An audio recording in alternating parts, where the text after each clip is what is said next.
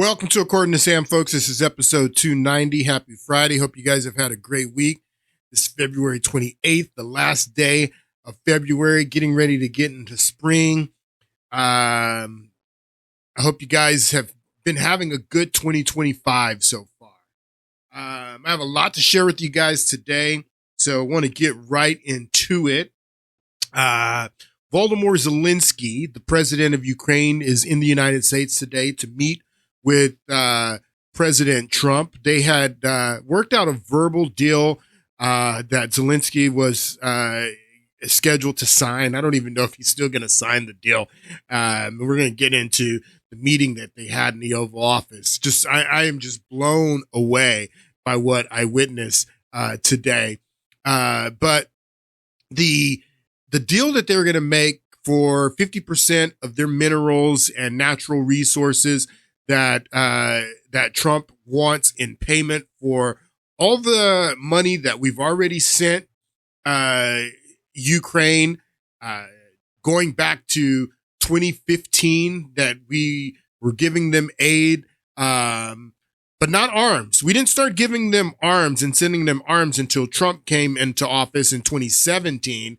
And the reason why, let's get right into this. The reason why the Obama administration, in his last 2 years in office, the reason why Obama wasn't able to send arms to Ukraine is because Congress blocked arms from going to Ukraine. Why? Why did Congress block arms from going to Ukraine in Obama's last 2 years? Because they were Nazis. They identified them as being Nazis. This article from Bloomberg from 2015, June, says Ukraine neo-Nazis won't get U.S. money.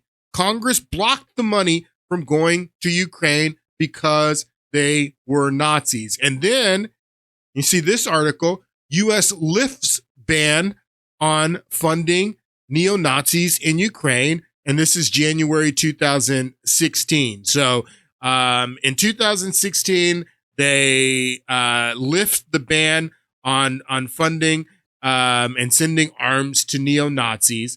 Trump is elected in 2016. He starts sending weapons in 2017.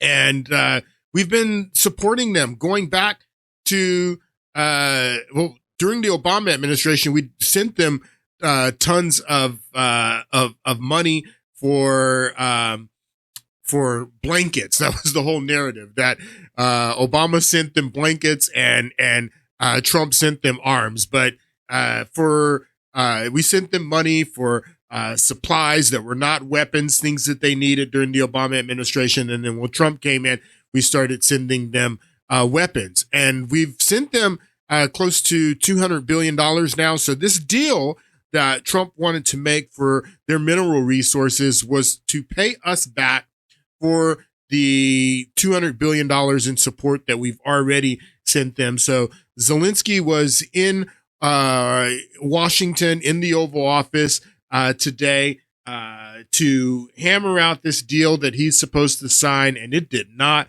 go over very well. I have some video from the meeting that they had in the Oval Office, and I want you to take a look. And now I'm talking. So this is Zelenskyy. This is Zelenskyy speaking. Zelenskyy came in hot to this meeting in the Oval Office. He came in, acting like he held the cards, like he had some type of leverage over President Trump. And this did not go over well. And you're going to hear Zelenskyy talking here. He says that my friends in Europe, I've been talking to Poland, and they want to know why you're so chummy with Putin, President Trump. I can't believe that Zelenskyy did this. And they are worried that you align yourself too much with Putin. What's your message for? Listen to Zelenskyy acting like he's got leverage and he holds the cards. He's actually challenging President Trump in the Oval Office, challenge him and saying that Europe and my friends think that you're too aligned with Putin and aligned with Russia. I mean, who lit a flame under this guy to act like he's got leverage, that he can sit in the Oval Office and question the president of the United States like this, who's been supporting him and funding him going back to 2016. This is crazy. Or 2017 when he first was elected. Well, if I didn't align myself with both of them, you'd never have a deal. You want me to say really terrible things about Putin and then say, "Hi, Vladimir, how are we doing on the deal?" That doesn't Exactly. work that way. Exactly. I'm not aligned with Putin. I'm not aligned with anybody. I'm aligned with the United States of America and for the good of the world. I'm aligned with the world, and I want to get this thing over with. You see the hatred he's got for Putin. It's very tough for me to make a deal with that kind of hate. He's got tremendous hatred, and I understand that, but I can tell you the other side isn't exactly in love with, him either. So it's not a question of alignment. I'm aligned with the world. I want to get the thing set. I'm aligned with Europe. I want to see if we can get this thing done. You want me to be tough? I could be tougher than any human being you've ever seen. I'd be so tough. But you're never going to get. But you're not going to get what you want if you're tough. All right, one more question. Hey, I will respond to this. So look, for 4 years in the United States of America, we had a president who stood up at press conferences and talked tough about Vladimir Putin, and then Putin invaded Ukraine and destroyed a significant chunk of the country. Talking about Biden. The path to peace and the path to prosperity is maybe engaging in diplomacy. Absolutely. Tried the pathway of Joe Biden of thumping our chest and Joe Biden's policy was an absolute failure. Joe Biden's policy was not to talk to Russia, to isolate Russia. He's thought that if he was able to isolate Russia, sanction Russia, not talk to Russia, that Russia's economy would fail, that Russia wouldn't be able to sell their gas. Russia was able to sell their gas to China. They were selling it to India. They were selling it to other BRICS countries. Russia was not isolated. Joe Biden's policy to not talk to Putin and Russia and not have diplomacy with them was a failure. And what JD Vance is saying here is absolutely correct. Joe Biden's policy was a failure. It's time to start to try something new and open up the avenues of diplomacy with Russia. And Trump's doing the exact right thing, the right thing that needs to be done to end this war. If your objective is to end the war, then you have to have diplomacy with Russia. I don't know that Joe Biden had any that he wanted to end the war. Nothing that Joe Biden did showed that he wanted to end the war. Trump wants to end the war, so of course he has to have diplomacy with Russia. Doesn't mean that he's aligned himself with Putin. Hey, I will respond to this. So look, for 4 years in the United States of America, we had a president who stood up at press conferences and talked tough about Vladimir Putin, and then Putin invaded Ukraine and destroyed a significant chunk. Total failure. The path to peace and the path to prosperity is maybe engaging in diplomacy. We tried the pathway of Joe Biden of thumping our chest and pretending that the President of the United States' words mattered more than the President of the United States' actions. What makes America a good country is America engaging in diplomacy. That's what President Trump is doing. Can I ask you? Sure. Yeah? Yeah. Okay. So he occupied our parts, big parts of Ukraine, part of East and Crimea. So he occupied it on 2014. So and he's got a naval base in Crimea that the Russians have had going back to the 18th century. They have a naval base in Crimea. They didn't occupy Crimea, you liar. What President Trump is doing. can I ask you? Sure. Yeah? Yeah. Okay. So he occupied it, our parts, big parts of Ukraine, part of East and Crimea. So he occupied it on 2014. So during a lot of years, so I'm not speaking about just Biden, but those time was Obama, then President Obama, then President Trump, then President Biden, now the President Trump, and God bless, now President Trump will stop him. But during 2014, nobody stopped him. He just occupied and took. He killed people. You know what the contact line? 2015. 2014. 2014 and 2015. 2014. Yeah. So I was not here. Yeah, but That's exactly but, right. Yes, but during 2014 till 2022, Yeah, the situation the same. The people are been dying on the contact line. Nobody stopped him. You know that we had conversations with him, a lot of conversation, my bilateral conversation, and we signed with him, me, like a new president. In 2019, I signed with him. Yeah, but you didn't keep up the deal. I signed with him. You didn't keep up the deal. Merkel, we signed ceasefire. Ceasefire. All of them told me that he will never go. We signed with him with gas contract. Gas contract. Yes, but after that, he broken this ceasefire. No, you broke it. Our people, and he didn't exchange prisoners. We signed the exchange of prisoners, but he didn't do it. What kind of diplomacy, JD, you are speaking about? What do you mean?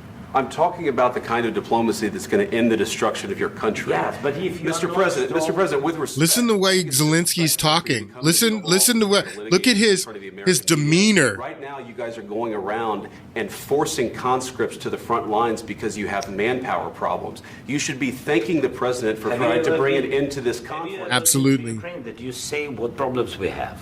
I have been to. Come once. I've actually watched and seen the stories, and I know what happens is you bring them on a propaganda tour, Mr. Wow.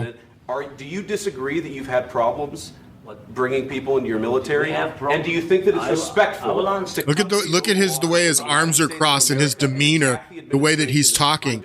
Now, I'm gonna just say this: that the president of the United States, Donald Trump, this same week, he's had the prime minister from Britain in the Oval Office. He's had the president of France in the Oval Office. Trump's meeting with Starmer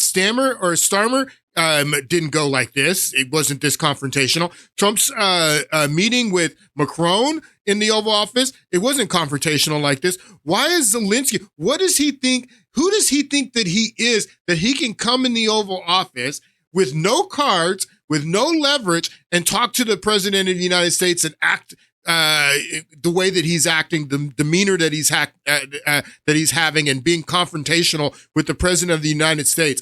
What gives him the impression that he can do this? And I'm going to explain to you why he's doing this, and who put batteries in his back, and who lit a fire under him that he can come into the Oval Office and be confrontational like this with the president of the United States. The destruction of your country. A lot of questions. Let's start from the beginning. Sure. First of all, during the war, everybody has problems. Even you, but you have nice. Wow. And don't feel now, but you will feel it in the future.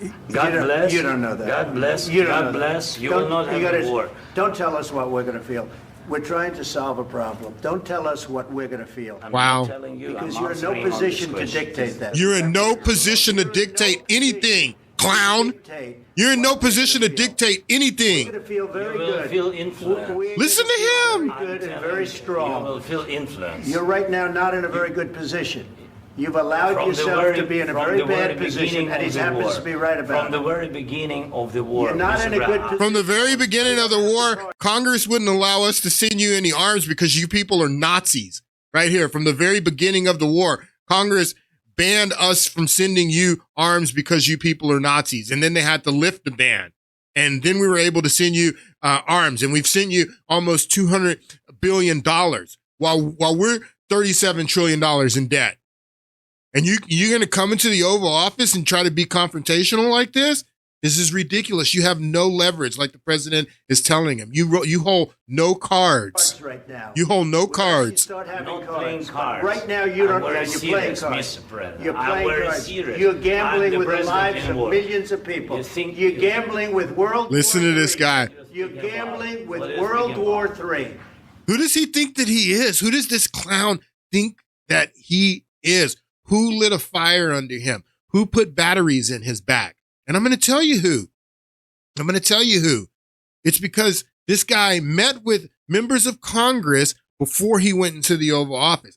And it's the members of Congress that fawn over this guy. It's the members of Congress that lead him to believe that he's got cards, that he's got leverage. They put the batteries in his back and told him that he can go into the Oval Office and be confrontational with the president of the United States. Now, you see these members of the Senate. You have Amy Klobuchar here. You have Lindsey Graham. You have Coons here. Now, this is the group.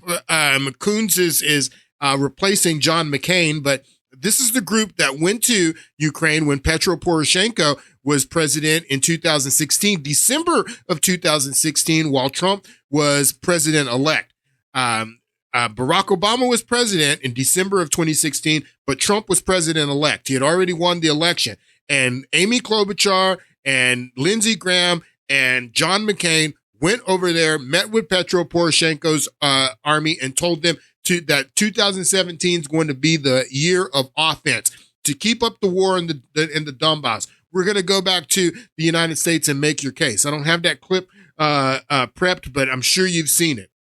So Zelenskyy comes into town today, and before he goes into the Oval Office and to meet with the President of the United States, he meets with member of the Senate, and these people fawn over him. These people want the war to keep going. So they're the ones who put the batteries in Zelensky's back and told him to go in and led him to believe that he could go into the Oval Office and be confrontational with the President of the United States. Zelenskyy doesn't seem to understand that these people have an approval rating with the American people that is below 20%. It's in the teens, Congress. And Zelenskyy is allowing these clowns who don't have the support of the American people put batteries in his back and light a fire under him to go into the Oval Office and be confrontational with the President of the United States.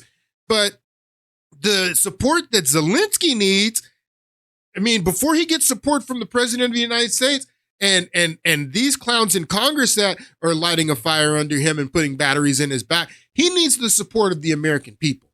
He has to get the support of the American people. And these people who are leading him to believe that he has leverage, that he has power to go and be confrontational with the President of the United States, that these people lead him to believe that he has the support of the American people. But these guys don't even have the support of the American people. They don't have the support of the American people. If you remember when Zelenskyy came and spoke to a joint session of Congress, this is when Nancy Pelosi was the Speaker of the House and she invited him to come. Do you remember the applause that he got when he walked into the hall there to give his speech? I want you to watch this if you don't remember. The President of Ukraine.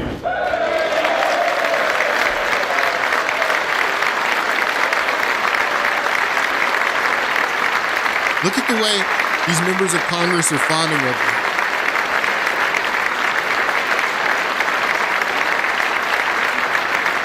Look at this.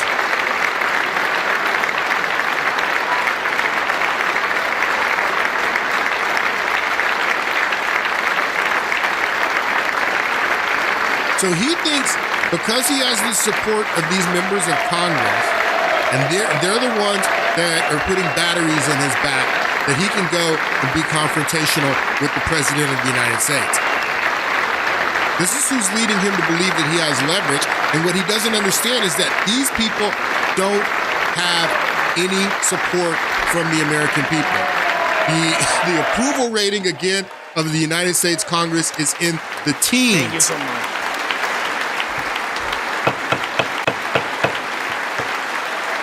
Listen to this. Thank you so much.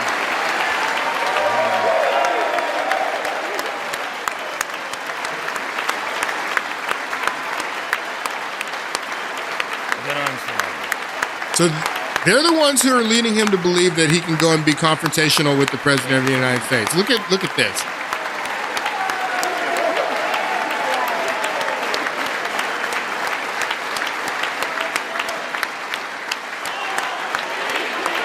Героям слава!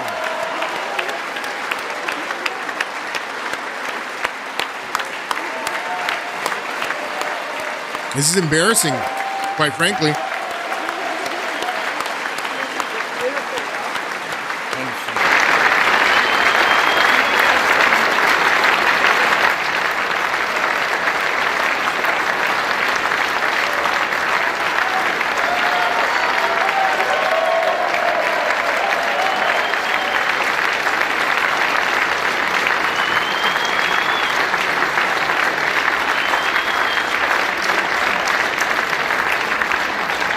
Yeah, so the American people don't support you like that, bro.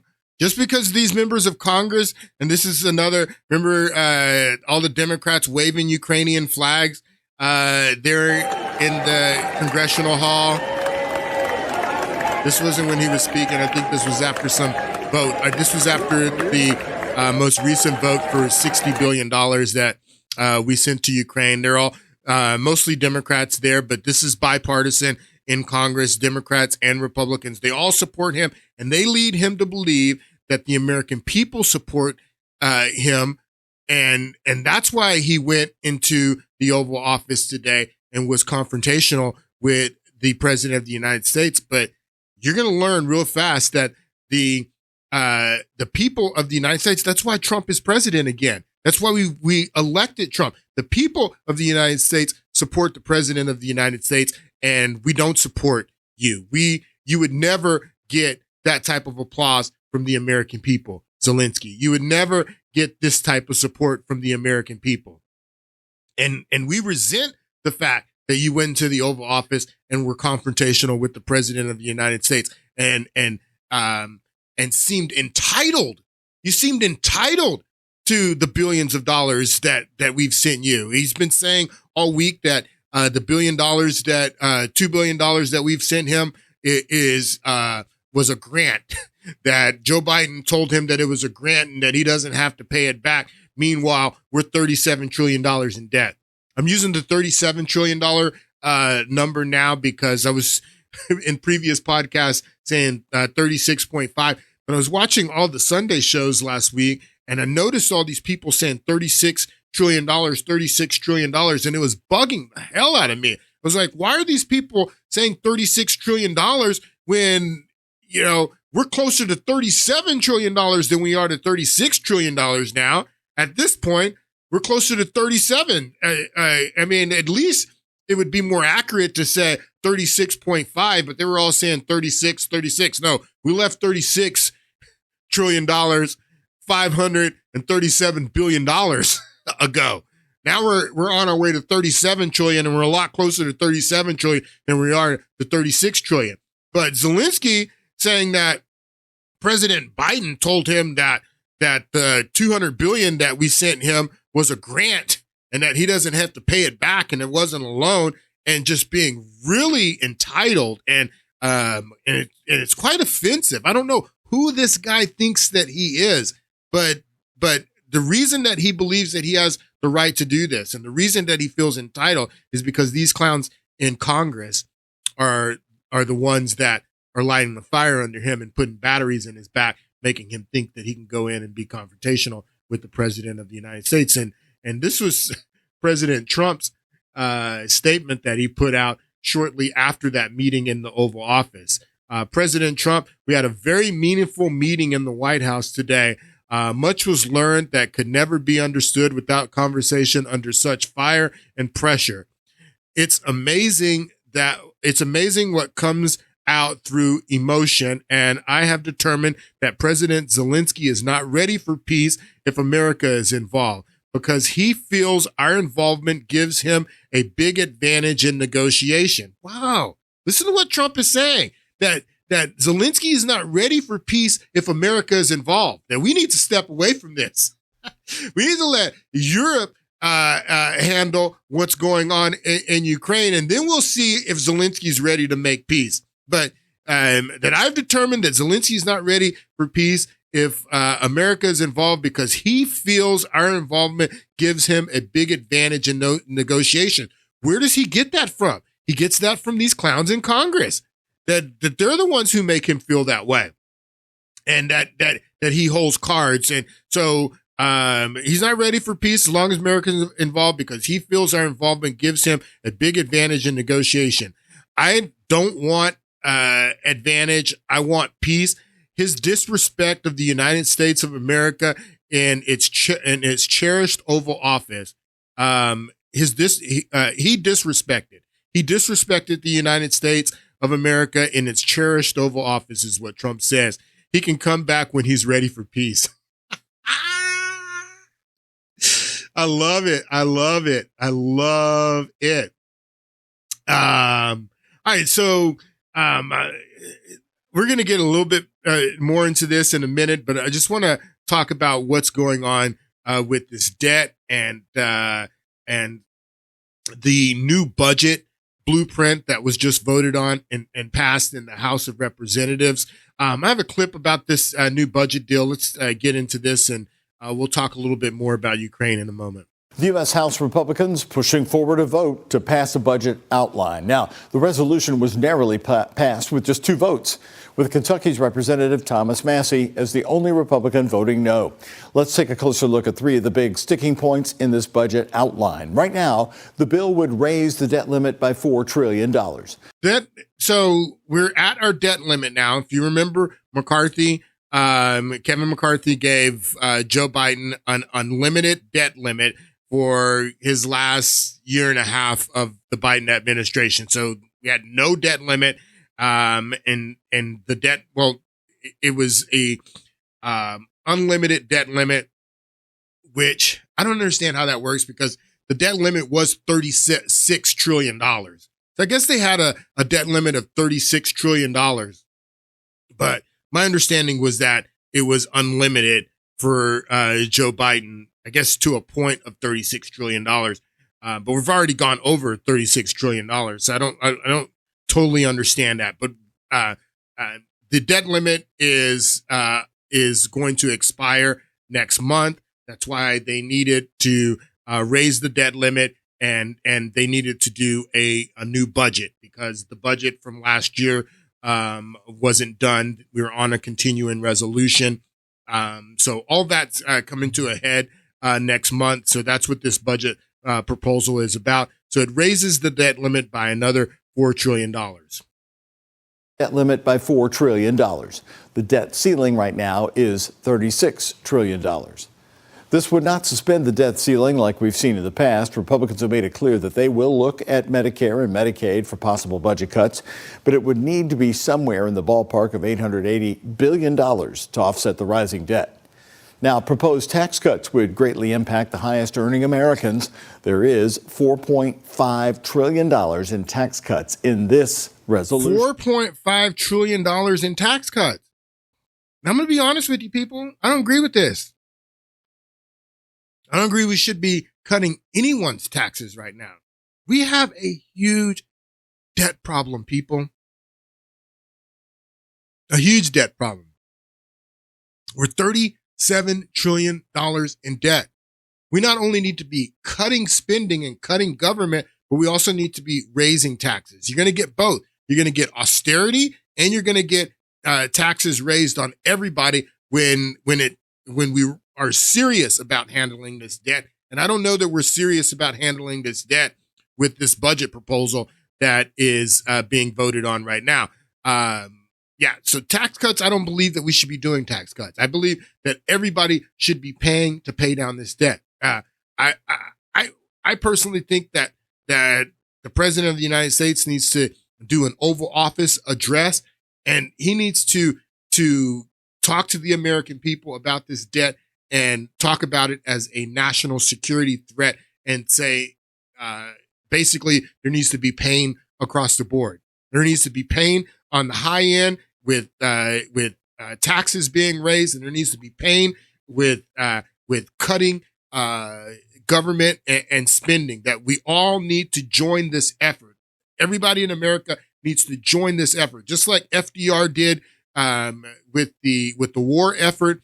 When he took us into World War II, that everybody needs to be involved in the effort of lowering this debt. Everybody needs to experience some pain, and taxes need to be raised, and we need to also cut spending. And I believe that the president should address this in that manner. Have an address, talk to the American people about the reality of what's going on with this debt, because it doesn't seem like they're being serious about this debt with this new budget that they're proposing. And that's what Thomas Massie was the only one that voted against this. And we're going to listen to what he says here in a moment, but it doesn't seem like they're serious about this debt with this budget. Some more about what it is. The bill would raise the debt limit by $4 trillion. The debt ceiling right now is $36 trillion. This would not suspend the debt ceiling like we've seen in the past. Republicans have made it clear that they will look at Medicare and Medicaid for possible budget cuts. Now, why are we now? That's no, looking at Medicaid and Medicare for cuts. Why are they looking at Medicaid and Medicare? Because 50% of the total budget, 50% goes to entitlements, Medicare, Medicaid, and Social Security. That's 50% of the budget. So if you're serious about this debt, if you're serious about tackling this debt, you're going to have to raise taxes, you're going to have to cut spending, and you're going to have reforms to Medicaid, Medicare, and Social Security. I'm sorry, people.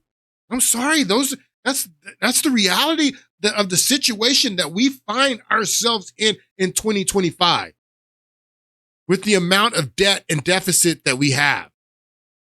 Medicaid for possible budget cuts, but it would need to be somewhere in the ballpark of $880 billion to offset the rising debt. Now, proposed tax cuts would greatly impact the highest earning Americans. There is $4.5 trillion in tax cuts in this resolution. Now, according to the Budget and Policy Center, the tax cuts for the top 5% of Americans will cost the United States $1.8 trillion over the next 9 years. Yeah, for it's example, irresponsible. The Treasury Office estimates that the top 0.1% of earners will get $314,000 a year in tax breaks. For lower incomes, it would save about $400 a year. Louisville's Congressman Morgan McGarvey calling it a scam. A budget isn't just a policy document. It's a moral document. And in their budget, the Republicans make their moral code clear. The rich get richer, and the rest of us pay for it.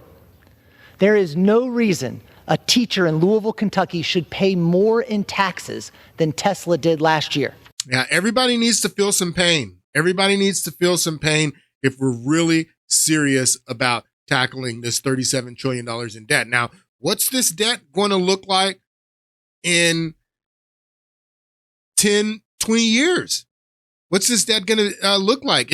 Are we going to be decreasing this debt? Are we going to be paying it off? Are we going to be having lower deficits? Well, according to Thomas Massie, who voted against it, that's not the case. Thomas Massie, he came out of the meeting that they had, the appropriations meeting that they had before the vote on this outline of the budget. And I want you to listen to what he says here. Yeah. Can you just talk to us? Are you still a no? Is there anything? They convinced me in there. I'm a no. Is there anything? Look what, let me, their own numbers. If the Republican plan passes under the rosiest assumptions, which aren't even true, we're going to add $328 billion to the deficit this year. We're going to add $295 billion to the deficit the year after that, and $242 billion to the deficit after that, under the rosiest assumptions. Why would I vote for that? So are you solidly a no? Yeah, they convinced me. I was at lean no until this meeting. Now I'm a no. This no confirmed. This is a no. Why? Why? They're talking points. Look. These are not something I made up. This is the leadership's talking points. It adds $328 billion to the deficit. It adds $295 billion to the deficit the year after that. The only way they get to this magic thing where it's not going to kill our country is 5 years from now, they imagine that 2.5% growth accumulates, and that even right here they say they're going to cap discretionary spending. You think we're going to cap discretionary spending and then spend at the rate of inflation after that? That has never happened. It's not going to happen. So their assumptions are wrong. But even if you take their assumptions at face value, they told us in there they're going to increase the deficit in 2025 by $328 billion. And I've been here long enough. I've been here 12 years, so I've seen a 10-year plan or two come all the way to 10 years. Under Boehner, we had these 10-year plans. Under Ryan, we had these 10-year plans. Anything past the third year never happens. So he's a no. He voted no on it. Folks, we need a lot more Thomas Massies in Congress, a lot more Thomas Masseys. He's the only one that voted against it. And he's the only one that seems to be serious about the debt. And maybe Ron Paul in the Senate or Rand Paul in the Senate. They're the only ones who are serious about this. $37 trillion in debt. And what does he say here? He says that the GOP budget extends what he just said, the 5-year tax holiday we've been enjoying. Yeah, we've been enjoying all of this. We've been enjoying. That's why we're in the trouble that we're in right now, because nobody wanted to deal with the pain when we should have been dealing with the pain. Back in 2009, after the Great Recession, we should have immediately been dealing with the pain. If we had to spend $2 trillion to bail out the banks and bail out Wall Street, there should have been pain associated with that. But we kicked the pain down the road, and we lowered interest rates to negative interest rates to fuel the economy and stimulus, and we printed more money and flooded the economy with more government spending and stimulus. That's why we're in the situation that we're in right now. The GOP budget extends the 5-year tax holiday we've been enjoying, but because it doesn't cut spending much, it increases the deficit over $300 billion a year compared to letting tax cuts expire. Yeah, we shouldn't be cutting taxes right now. We can't afford it. Over 10 years, this budget will add $20 trillion to the debt. So 37 over 10 years, we're $37 trillion right now. So over 10 years is the claim that Massey is making, that you can add $20 trillion to it. So we'll be $57 trillion in debt in 10 years. Folks, we can't afford this. We're in serious, serious trouble. It's not a joking matter, but the Babylonian Bee put out this article, and it says, Republicans clarify deficit spending only a problem when Democrats do it. That yes, you Republicans are not serious about the deficit. You say that you are when Democrats are in office, but with the budget that you are presenting right now, you're not serious about the deficit. And all this, cutting around the edges that Doge is doing and all of that. I mean, that's all show. It's all a narrative. It's not serious. And I'm going to show you it's not serious as we get more into this. And I like Doge. I like what we're doing. I like the fact that people are finally talking about this and paying attention to waste, fraud, and abuse in government and paying attention to the debt. But if we're serious about handling this debt, then, cutting 1% of the budget from USAID and fiddling around with other minor discretionary expenditures in the budget, that's not going to do the trick.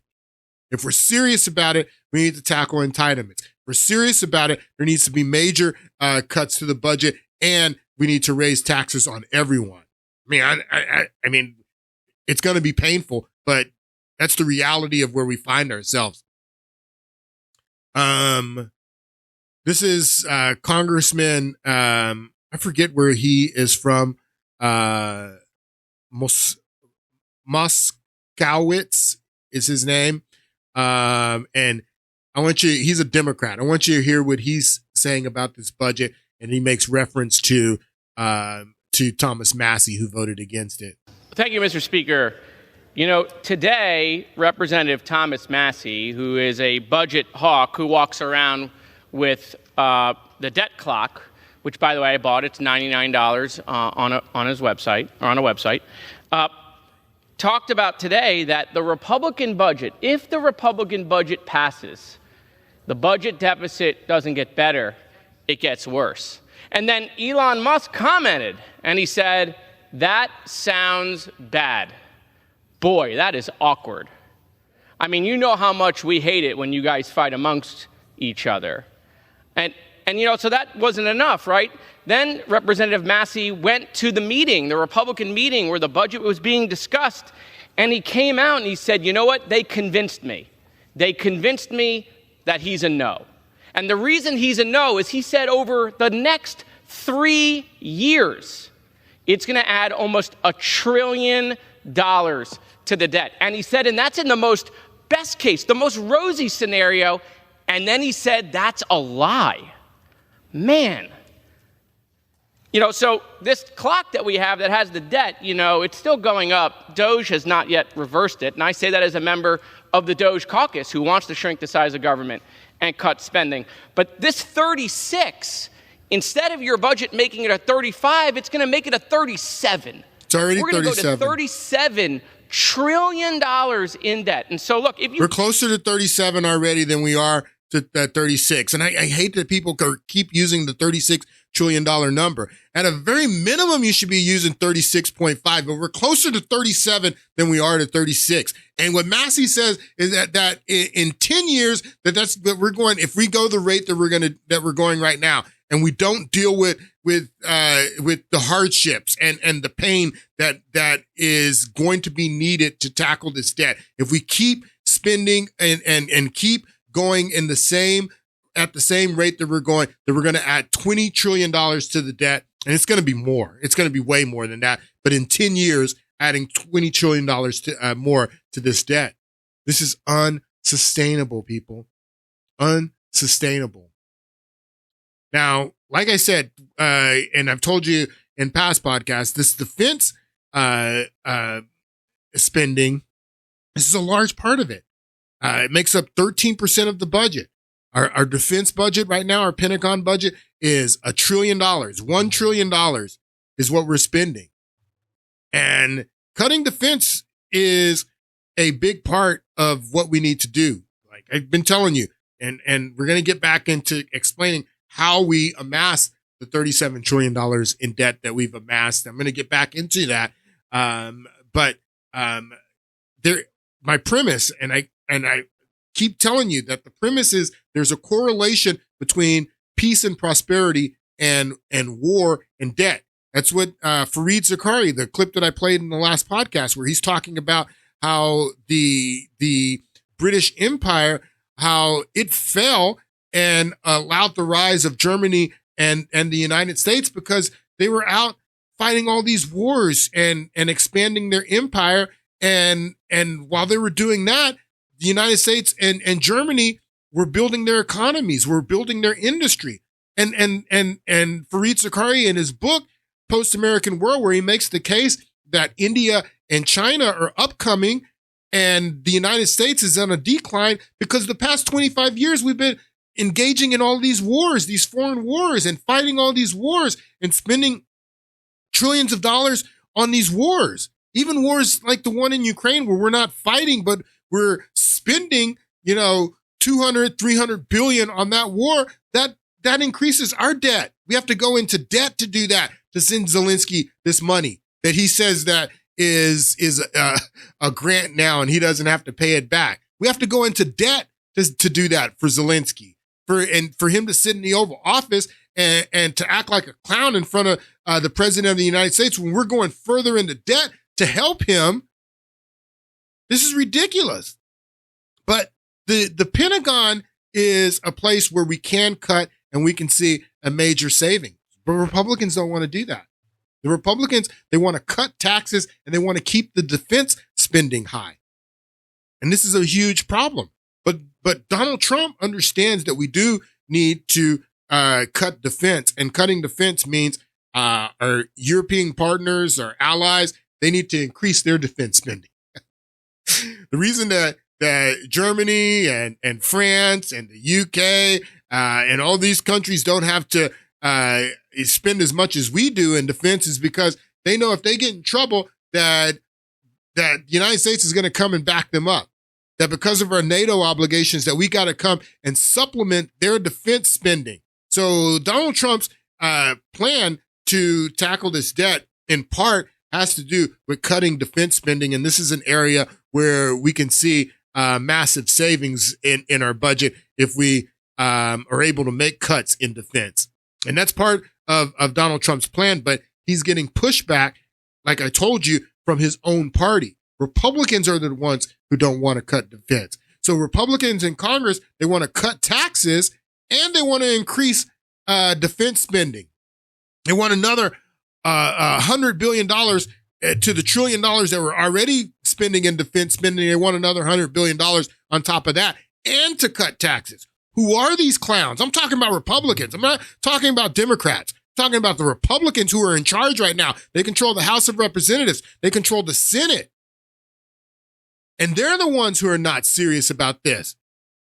Again, Thomas Massey, Rand Paul, and maybe a few others are the only ones that I can name that are serious about this. In the House of Representatives, Thomas Massey's the only one. But Donald Trump is serious about this, and part of his plan is cutting Pentagon and military spending. Take a listen to this clip. Tonight, President Trump's budget act's preparing to swing at the largest agency in the federal government, with deep cuts at the Pentagon now on the horizon. Sources tell ABC News Defense Secretary Pete Hegseth has asked top Pentagon officials to draw up plans for a sweeping 8% cut. The department hasn't seen cuts this deep in more than a decade. The news comes as sources tell ABC News Hegseth is preparing to fire or remove a series of top generals and senior officers, a list of their names already circulating among Republicans on Capitol Hill. The big question doesn't include the chairman of the Joint Chiefs. Yeah, he's already gone. Hegseth once said Brown had to go, but on the new secretary's first day in charge, he held back. Staff and other members of the Joint Chiefs of Staff. Handle with it right now. We look forward to working with it. The Pentagon also has a huge civilian staff, some 878,000 people. Stand up, Elon. And President Trump has instructed Elon Musk to dive in as the billionaire moves to slash the federal workforce. So, Donald Trump did already fire the chairman of the Joint Chiefs of Staff, which shouldn't surprise anyone that he fired these high-ranking officers in the military. If you remember the debate that Donald Trump did with Joe Biden, he said this. So take a listen. He doesn't fire people.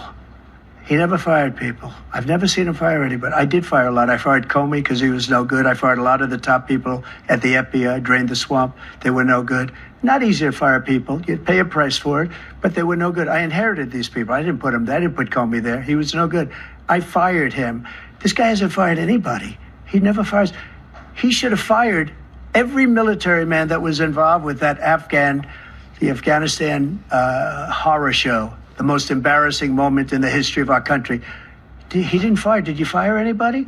Did you fire anybody that's on the border that's allowed us to have the worst border? So no, he didn't fire anybody at all. And Donald Trump firing the chairman of the Joint Chiefs of Staff or the first female secretary of the Navy, that shouldn't surprise anyone. He said that he was going to fire those people, but firing them, and he has to replace, of course, the chairman of the Joint Chiefs of Staff and secretary of the Navy and all of that. That does nothing to cut the Pentagon budget. You need to fire some of these 87,000 employees that the Pentagon has and make peace. That's how you cut the Pentagon budget, or 878,000 civilian employees from the Pentagon. And you got to cut some of that if you want to cut the Pentagon budget. But Donald Trump's plan is he wants to cut the Pentagon budget, but Republicans in Congress don't want the Pentagon budget to be cut. They want to increase Pentagon budget by $100 billion and cut taxes. They want to increase the deficit, increase spending, and I'm talking about Republicans. Republicans are in charge of the House of Representatives. Republicans are in charge of the Senate, and they're the ones who are going to give President Trump the most pushback, particularly about cutting the Pentagon. It's interesting to me because it seemed like Senate Republicans were sort of building up some political capital with Donald Trump and sort of getting his nominations confirmed, even the controversial ones, as you mentioned, that perhaps, privately they weren't super comfortable with.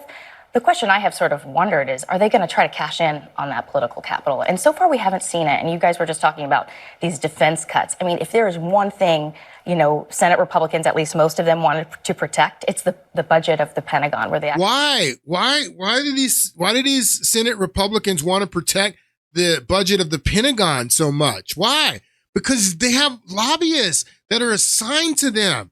They have lobbyists from the military industrial complex, from Lockheed Martin, from Raytheon, that are assigned to these senators, that have relationships with these senators, that donate money to these senators to keep the defense budget where it is and to increase the defense budget so that money goes into the coffers of the defense establishment. That's why the Republicans in the Senate and a lot of Democrats too are objecting to cutting the Pentagon because they're in the pocket of the defense establishment. With the question I have sort of wondered is, are they going to try to cash in on that political capital? And so far we haven't seen it. And you guys were just talking about these defense cuts. I mean, if there is one thing, Senate Republicans, at least most of them, wanted to protect, it's the budget of the Pentagon, where they actually want to see more money. And yet it's crickets up there, which I think really speaks to... And is MAGA kind of going after, you wrote this week about MAGA going after the defense hawks. Absolutely. I mean, it's not... So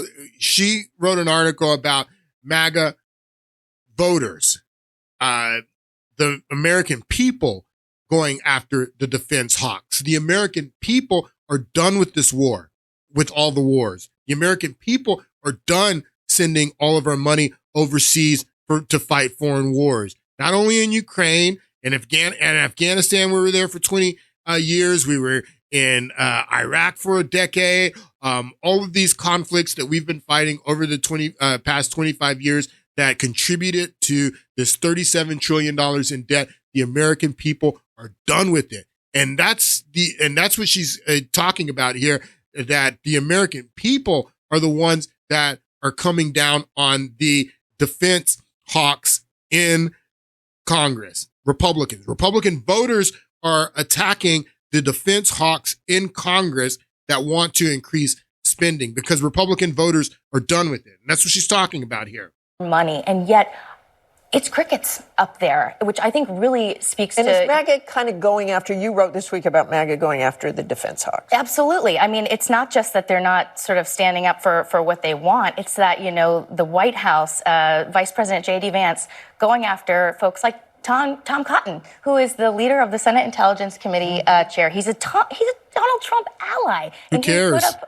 objections to this policy nomination at the Pentagon, who said it wasn't a big deal if Iran got a nuke. And obviously that's a concern for Tom Cotton.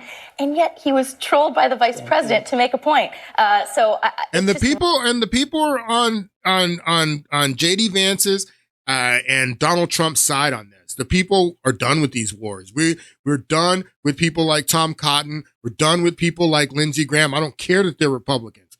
You cannot be a war hawk and a deficit hawk. It's impossible. It's impossible. It's either one or the other. Either you're a war hawk or a deficit hawk, but you can't be both. And like I said, man, we are in a lot of trouble. It's going to be interesting to see what happens, but the president of the United States is committed to cutting spending. He also wants the tax cuts because I believe that he thinks that that the only way that you're going to be able to have growth if that he cuts taxes and that'll help the economy grow. I don't know that that's necessarily the case. We'll see what happens, but at some point, we're already over 100% of debt to GDP. I don't know how much he's expecting the economy to grow with these tax cuts, but this was the meeting that he did with the British Prime Minister. British Prime Minister, like I told you, was here this week along with the President of France, and they're all here to talk about Ukraine. Because the European allies are really frustrated with the war in Ukraine and the stance that President Trump has taken in his efforts to end the war in Ukraine and to bring peace. So this is Prime Minister Starmer here, and I want you to take a listen to what President Trump says. Please, ma'am, go ahead. Mr. President, what would you be willing to do if Vladimir Putin did not stick to the terms of any deal on Ukraine? If he not what? He did not stick to the terms of any deal on Ukraine, because he has a history of not sticking to his word when it comes to international agreements. I think he'll keep his word. I think I think I've spoken to him. I've known him for a long time now. I've known him. We had to go through the Russian hoax together. That was not a good thing. It's not fair. So we had to go through the Russian hoax together, is what Trump says. He says, he's asked, how can you trust Vladimir Putin that he's going to keep up his end of the bargain if you make a peace deal? And again, Vladimir Putin's been trying to make peace since this thing started in 2014. He entered into talks with the Minsk agreements, Minsk 1, Minsk 2. I showed you the article in the last podcast of Angela Merkel, the chancellor of Germany at that time, saying that the Minsk talks and the Minsk agreements were just a ploy. They were just to buy time for Ukraine to build up their arms so we can go to war, because they wanted the war.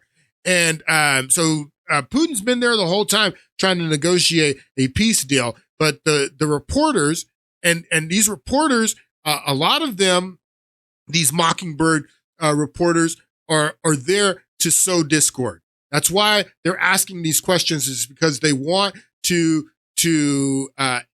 exacerbate this conflict between Russia and the United States. So they're playing their part. So this is British media asking Donald Trump, how can you trust Vladimir Putin in a peace deal? Terms of any deal on Ukraine. If he not what? He did not stick to the terms of any deal on Ukraine because he has a history of not sticking to his word when it comes to international agreements. I think he'll keep his word. I think I've spoken to him. I've known him for a long time now. I've known him. We had to go through the Russian hoax together. That was not a good thing. It's not fair. That was a rigged deal. They all got mad.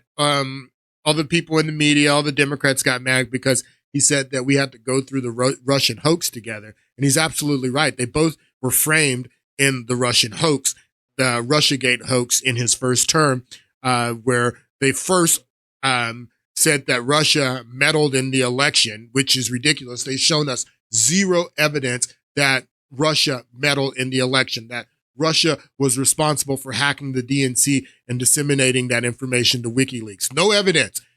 They've made tons of claims.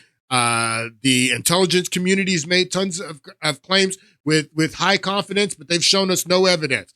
And quite frankly, I don't believe that Russia meddled in the 2016 election. As a matter of fact, there's far more evidence that the United States under the Obama administration meddled in Ukrainian politics. I have John McCain there during Euromaidan, and what's his name? Chris Murphy from Connecticut there during Euromaidan, encouraging the people to keep up the fight, encouraging the people to protest. So there's more evidence of the United States meddling in Ukrainian politics back in 2014 than I've seen of the Russians meddling in American politics in 2016. And that's what Trump is talking about here, the Russian hoax. And they all got mad that he said that. I just wanted to ask, Mr. Starmer, the Prime Minister has said that he believes that Vladimir Putin would be at risk of invading Ukraine again without a sufficient backstop. Do you think that Vladimir Putin would be likely to invade again in the event of a peace deal? I don't think so. I think when we have a deal, it's going to be the deal. I don't think if I didn't win the election, I don't think we'd be even talking to you would Putin right now or anybody else. I think it would just, I don't know if you're looking at the stats, but thousands of people are being killed a week, soldiers mostly, because the towns have been destroyed. But thousands of soldiers. This was a very bad week, by the way. I get the stats. Several numbers. And you're talking about a human life. Number one, I want to see that. And it doesn't involve American soldiers, but it's Russian and Ukrainian soldiers. And I think I'm speaking for both. Yeah. Number one, we want to see that stop. And number two, I want to stop paying the kind of money that we're talking about. We're helping, and we're helping NATO, but we're helping a lot, more than anybody else by far, and I want that to stop also. Yeah. So he says that I want the bloodshed to end, but more importantly, I want to stop throwing money down the toilet and wasting billions and billions of dollars just blowing it up on this stupid war when we can have peace. So going back to what I was telling you in the last podcast about the sum of all fears and the Pavarotti song that Donald Trump plays at the end of the RNC, and how that movie, The Sum of All Fears, ends with Russia and the United States signing a peace treaty when they realize that there are agitators, instigators, provocateurs that are attempting to exacerbate this feud between Russia and the United States, and to intensify this feud and to bring the United States and Russia into hot war. And Donald Trump realizes that. And so does Vladimir Putin. I want you to listen to what Vladimir Putin says here in this speech that he gave this week. I understand that not everybody is pleased with the resumption of Russian-American contacts. Some of the Listen to what he says. He's saying that the majority of people are pleased because the Biden administration had a policy that no talking with Russia, no diplomacy. So he says that the majority of the people who sees that now that we're opening up talks and now that we're having diplomacy, that this is a good thing, is what Putin says. With the resumption of Russian-American contacts, some of the forces are interested in keeping hostilities, and they will try to disrupt the emerging dialogue. We will need to use all the possibilities of diplomacy. Listen to what Putin is saying here. Is saying that yes, a lot of people are happy that we've started diplomacy again. The United States, after the Biden administration's policy to cut off diplomacy and not even talk. If you remember when Brittany Garner, the basketball player, was arrested for having marijuana in Russia, and she was being held when Biden wanted to negotiate the deal to trade the Merchant of Death for this WNBA star. The Biden administration wouldn't even negotiate directly with Russia on that. They had a policy of no diplomacy. The United Arab Emirates and Saudi Arabia had to negotiate that deal for the Merchant of Death for this WNBA star because Biden's policy was no communication with Russia, no diplomacy. So Putin's saying that a lot of people, now that Donald Trump has opened up the avenues of diplomacy and we're talking and trying to get a peaceful negotiation to this war, finally, a lot of people are pleased with that. But he says some people are not pleased with that. Some people want to keep the hostilities going and keep the war going. And we realize that these people are doing that. And we need to make a greater effort for diplomacy in light of what these provocateurs, these agitators, these instigators are doing. Everybody is pleased with the resumption of Russian-American contacts. Some of the forces are interested in keeping hostilities. Some of the forces are interested in keeping the hostilities, in keeping the hostilities between Russia and Ukraine, Russia and the United States. There are people that are interested in keeping the hostilities, is what Putin says. He's right. In keeping hostilities, and they will try to disrupt the emerging dialogue. We will need to use all the possibilities of diplomacy and special forces to firmly defend our national interests. So Putin has been trying to have peace talks and diplomacy going back to 2014. He realizes that people, hostile forces, want to keep up the hostilities and want to keep the war going. He realizes that. Trump realizes that too. And that's why when Zelenskyy says, oh, you know, my friends say that you are, my friends in Poland say that you are aligning yourself with Putin, just because I've opened up the dialogue, just because I'm trying to negotiate a peace deal, people are saying that I'm Putin's puppet, that I'm aligned myself with Putin. This is ridiculous. And now I'm talking with my friends in Poland, and they are worried that you align yourself too much with Putin. You align yourself too much with Putin. This is Zelenskyy in the Oval Office criticizing the President of the United States, saying that you've aligned yourself too much with Putin just because Donald Trump has a different policy than Biden. Donald Trump has a different policy than Biden, which was no diplomacy, no talks, no try to reach a peace deal. Donald Trump's trying to reach a peace deal. He's opened up diplomacy and talks, and he's being accused of aligning himself with Russia just because he has a different policy on diplomacy. This is crazy. This is absolute crazy. This was a podcast that Don Jr., Donald Trump's son, was on this week, and it became controversial because I want you to listen to what Don Jr. Says. And if you think that Don Jr. is not having conversations like what he says in this podcast with his father, with J.D. Vance, and this is not a conversation that is going on in private in the president's circle, then you're crazy. This is the president's son. And I want you to listen to what he says on this podcast. I honestly can't imagine anyone in their right mind picking Ukraine as an ally when Russia is the other option. I mean, just think about it. Massive nuclear power loaded with natural resources everyone needs, literally the biggest country on the planet. And there's Ukraine, which has Chernobyl and some radiation-proof dogs. Yeah. Meanwhile, the Biden administration is like, oh yeah, this is definitely the ally we need. Let's dump all our money into them. Honestly, if anything, the U.S. should have been sending weapons to Russia.